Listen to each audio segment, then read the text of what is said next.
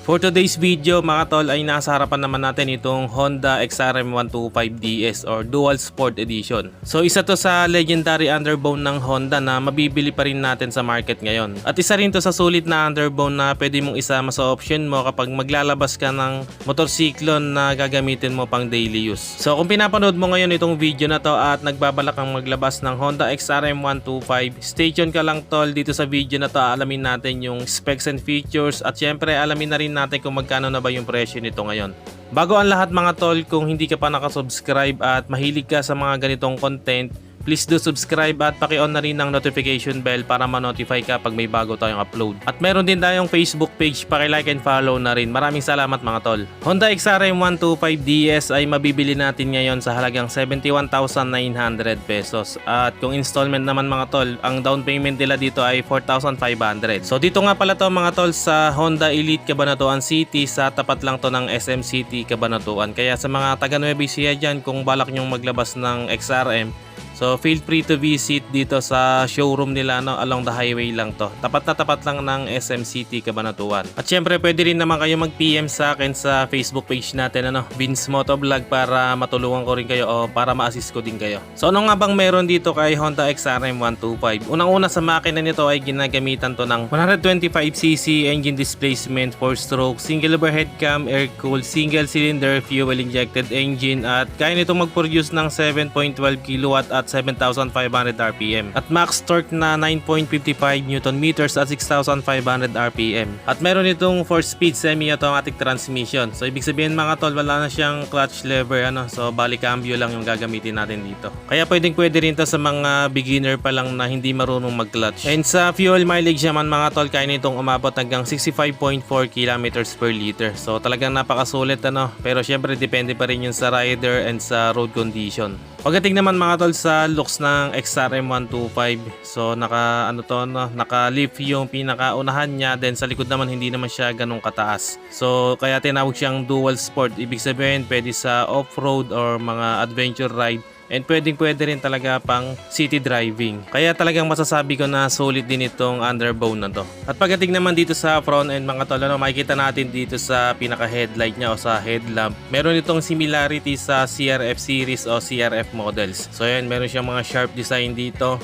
So naka halogen bulb pa rin to mga tol, ganun din sa mga turn signals niya, no, halogen pa rin yung ginamit. At para dito sa Dual Sport Edition mga tol, meron siya ditong lever guard, ano. So para mas mukhang pang off-road talaga yung datingan niya. Pagdating naman dito sa front fender natin, talagang flexible to, no? At bukod sa flexible itong front fender natin, talagang napaka-stylish din ng design niya. And pagdating naman sa mga side profile natin dito, no, very sharp din ng design niya dito sa pinakapalikpik niya. And talagang bumagay dito yung mga graphic design niya, no. So may pagka-extreme talaga yung datingan. And dito naman sa parang pinakabatok niya, no, yan, meron pa siyang mga parang gills dito. So nakakatulong din yan para makasingaw yung init ng makina natin. So dahil pwede ito sa mga off-roading ay meron siyang undercowling protector dito, no, para sa engine natin. And dito naman sa mismong tapakan ng rider, goma naman yung ginamit dito, no. And sa brake pedal natin, metal naman yung ginamit. At meron siyang kickstarter para kung sakaling magluko yung battery natin, so mapapaandar pa rin natin gamit tong kickstarter.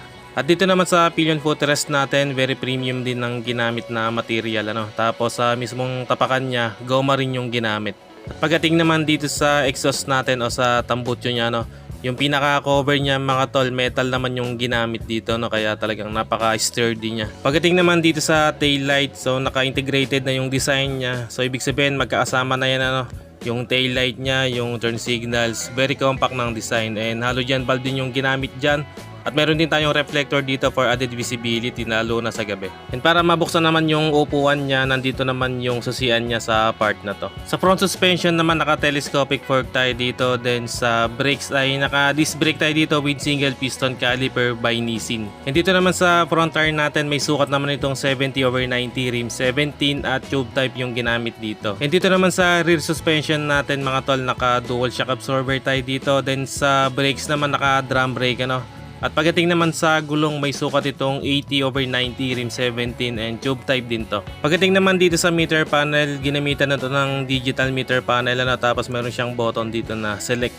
And meron siyang mga light indicators tulad ng turn signals, yung check engine, neutral at yung high beam. At sa mga switch naman sa handlebar, meron tayo dito sa kanan yung electric push start niya.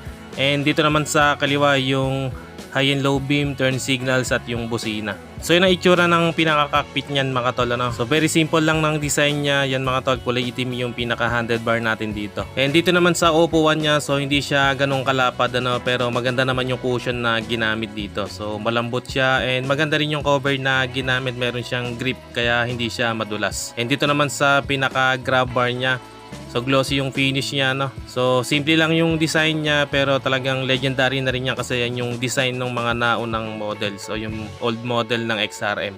At syempre sa ilalim ng upuan nito mga tol, meron tayong underseat compartment na pwede natin paglagyan ng maliliit na gamit natin tulad ng bag, yung mga basic tools, yung papeles ng motor etc. At sa ilalim din ng upuan nito yung pwesto ng fuel tank natin na may sukat na 3.9 liters fuel tank capacity. And pagdating naman sa seat height nito mga tol, syempre Pinoy friendly So may sukat lang itong 775mm tapos yung ground clearance niya ay 145mm. At pagdating naman sa bigat nito, may timbang itong 102 kilograms. So magaan lang siya, hindi siya mabigat kaya madali lang itong i-manage. So yun mga tol, ang update natin para dito sa Honda XRM 125DS. Kaya sa mga nagbabalak maglabas ng ganitong motor, punta lang kayo dito sa Honda Elite Cabanatuan City in front of SM City Cabanatuan. PM lang kayo mga tol sa Facebook page natin, Vince Motovlog, para matulungan ko din kayo. At kung umabot kayo sa part ng video na to at sa mga solid viewers natin dyan, maraming salamat mga tol sa panonood. And kung bago ka lang dito sa channel na to, huwag kalimutang mag-subscribe at paki-on na rin ang notification bell para ma-notify ka pag may bago tayong upload.